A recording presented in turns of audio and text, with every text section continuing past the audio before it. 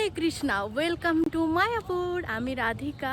তোমরা যারা আমার ভিডিও দেখো তারা জানো আমি থাকি মায়াপুরে মহাপ্রভুর কৃপায়।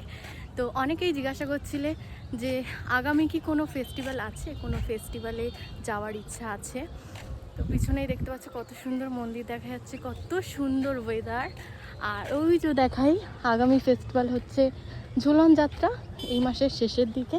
ওই যে ওদিকে প্যান্ডেল হয়েছে, এই যে প্যান্ডেল হয়েছে, এই যে এন্ট্রান্স, এখান থেকে যাবে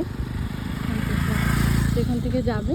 আর এই রোডটা বলে দিই, এটা হচ্ছে গোশালা আসার যে রোড আছে একদম নিত্যানন্দ কুটির, তার ঠিক একদম পাশে।